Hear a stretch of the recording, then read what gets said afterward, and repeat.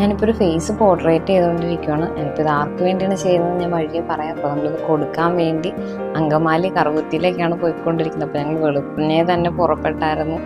പക്ഷേ ഞങ്ങളവിടെ എത്തിയപ്പോഴത്തേക്കും കുറച്ച് ലേറ്റായി. അപ്പോൾ കുർബാന പകുതിയായി ഞങ്ങൾ ചെന്നപ്പോൾ. അതുകൊണ്ട് നമ്മൾ കുർബാന അറ്റൻഡ് ചെയ്തില്ല.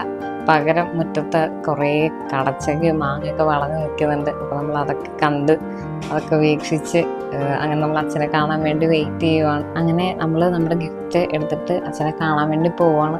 സർപ്രൈസ് ആയിട്ടാണ് പോകുന്നത്. അച്ഛനോട് പറഞ്ഞിട്ടില്ല. ചെന്നപ്പോൾ അച്ഛൻ്റെ നെയിം ബോർഡ് അവിടെ പിടിപ്പിച്ചുകൊണ്ടിരിക്കുന്നതേ ഉള്ളൂ. അപ്പോൾ നമ്മളെ അച്ഛൻ കണ്ടപ്പോൾ തന്നെ ഭയങ്കര സർപ്രൈസായി. ഇപ്പോൾ ഞങ്ങൾ ഗിഫ്റ്റ് കൊടുത്തു കഴിഞ്ഞപ്പോൾ അച്ഛന് സന്തോഷമായി, ഞങ്ങൾക്ക് സന്തോഷമായി.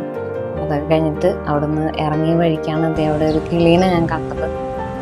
കിളീനെ കണ്ടിട്ട് ഒത്തിരി നാളായപ്പോൾ എനിക്ക് ആ കിളീനെ കണ്ടപ്പോൾ ഭയങ്കര കൗതുകം തോന്നി.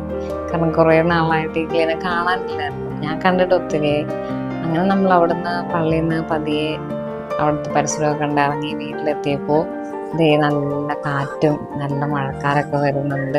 അപ്പോൾ ഭയങ്കര വലിയ മഴ പ്രതീക്ഷിച്ചു. അങ്ങനെ നോക്കി നിൽക്കുമായിരുന്നു. പക്ഷേ കിളിയൊക്കെ പറന്നു പോകുന്നുണ്ട് വലിയ കാറ്റൊക്കെ കാരണം.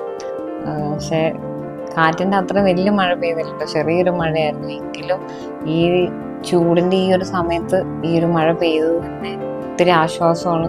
കാരണം അത്രയും ചൂട് കൂടിക്കൂടി വന്നുകൊണ്ടിരിക്കുമ്പോൾ ഇടയ്ക്ക് ഇതുപോലെ ഒരു ബ്രേക്ക് പോലെ ഒരു മഴ കിട്ടുമ്പോൾ ഭയങ്കര ആശ്വാസമാണത്. ഈ മഴ എനിക്ക് ഭയങ്കര ഇഷ്ടമാണ്. ഞാൻ ചെറുപ്പം മുതലേ മഴ വരുമ്പോൾ ഞാൻ മഴയത്തൊക്കെ ഇറങ്ങി നനയും. അതുകൊണ്ട് എനിക്ക് മഴ എനിക്ക് പണ്ട് തൊട്ട് ഭയങ്കര ഇഷ്ടമുള്ളൊരു കാര്യമാണ്. ഇനി ഇടി വെട്ടാതിരുന്നാൽ കൊള്ളാം. ഇടി എനിക്ക് ചെറിയ പേടിയുണ്ട്.